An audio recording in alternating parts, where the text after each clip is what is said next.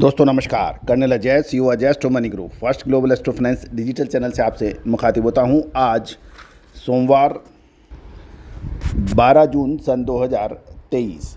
आज के एपिसोड में हम चर्चा करेंगे गेहूं पर स्टॉक लिमिट के बारे में कुछ महत्वपूर्ण सूचनाएं।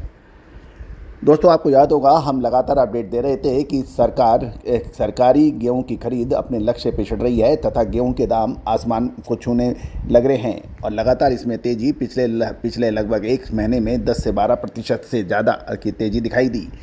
दोस्तों हमने आपको लगातार अपडेट भी दिए थे, आपको याद होगा। जानिए पूरी रिपोर्ट विस्तार से।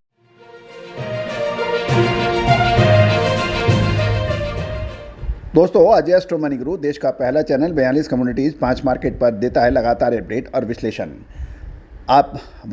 हम वर्तमान ही नहीं भविष्य का भी करते हैं सटीक आकलन। दोस्तों खबर निकल के आ रही है कि गेहूं की कीमतों को काबू रखने के लिए केंद्र सरकार ने तत्काल प्रभाव से गेहूं पर स्टॉक लिमिट लगा दी है।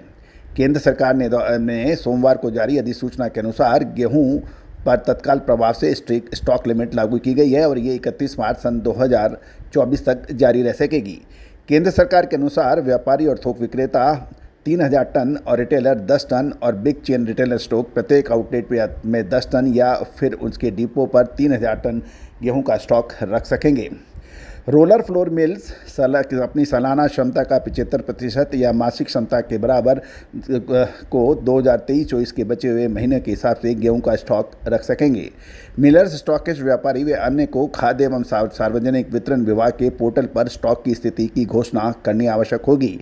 जिन कंपनी, मिल और व्यापारियों आदि पर स्टॉक तय लिमिट से ज़्यादा है उन्हें अधिसूचना के जरिए 30 दिन के भीतर इस तय सीमा में लाना होगा।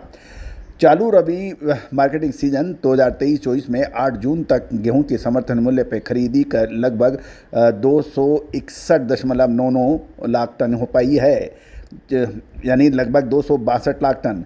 चालू रबी विपणन सीजन में साल 2023-24 में केंद्र सरकार ने गेहूं की खरीद का लक्ष्य 341.50 लाख टन तय कर रखा था, लेकिन उत्पादक मंडियों में गेहूं के दाम एमएसपी से ज़्यादा होने के कारण सरकारी खरीद लक्ष्य से काफ़ी पीछे रही। गौरतलब है कि इसमें भी पंजाब, हरियाणा और मध्य प्रदेश ने अधिकतर सरकारी गेहूं की खरीद हुई, जबकि यूपी अपने लक्ष्य से काफ़ी पिछड़ गया। यदि हम फूड कॉरपोरेशन ऑफ इंडिया की बात सुने तो उनके अनुसार केंद्रीय पूल में 1 मई को गेहूं का कुल स्टॉक 290.28 लाख टन का है, जो पिछले साल की समान अवधि से 304.46 लाख टन से कम है। गौरतलब है पिछले साल समान अवधि में 303.46 लाख टन था और अभी एफसीआई में केंद्रीय पूल में 1 मई को गेहूं का स्टॉक 290.28 लाख टन है। एफसीआई के अनुसार पिछले रबी विपणन सीजन में साल 2022-23 के दौरान देश भर में राज्यों से एमएसपी पे केवल 187.92 लाख टन की खरीदी हुई हो पाई थी, क्योंकि पिछले साल रूस और यूक्रेन की आपसी लड़ाई की वजह से पूरे विश्व में खाद्यान्न संकट पैदा हो गया था और गेहूं के दाम आसमान छूने लगे थे।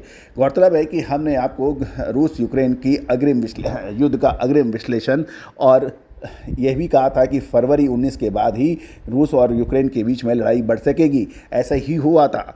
दोस्तों केंद्र सरकार ने विपणन सीजन 2023-24 में गेहूं का एमएसपी 110 रुपये बढ़ाकर 2125 रुपये प्रति क्विंटल भी तय किया हुआ है, जबकि पिछले साल ये मात्र 2015 था। यानी सरकारी प्रयासों के बावजूद सरकारी गेहूं की खरीद पिछड़ गई है और इसमें 110 रुपये बढ़ाना भी किसानों को रास नहीं आया। केंद्रीय कृषि मंत्रालय के तीसरे आरंभिक अनुमान के अनुसार फसल सीजन 2022-23 में गेहूं का उत्पादन 11.27 करोड़ टन होने का अनुमान है, जबकि पिछले साल इसका 10.77 करोड़ टन का उत्पादन हुआ था। दोस्तों रिकॉर्ड तोड़ उत्पादन के बावजूद गेहूं के दाम कामयाब नीचे नहीं गिरे। उसकी प्रमुख वजह यह बताई जा रही है कि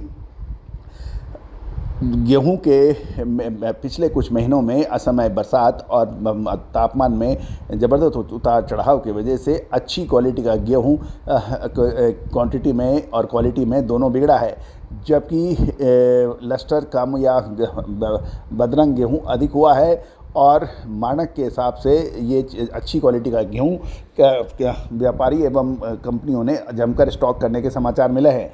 लेकिन ये भी कुछ समाचार मिल रहे हैं कि मल्टीनेशनल बड़ी कंपनियों ने गेहूं का बड़ा स्टॉक नहीं कर पाई है। कुछ कंपनियों को छोड़ के व्यापारी और किसानों ने गेहूं को अच्छे दाम मिलने की उम्मीद में एक स्टॉक कर रखा है। लेकिन इस स्टॉक लिमिट का क्या असर होगा वो तो आने वाले समय में पता लगेगा। लेकिन गेहूं के दामों में गिरावट की संभावना अवश्य बन गई है।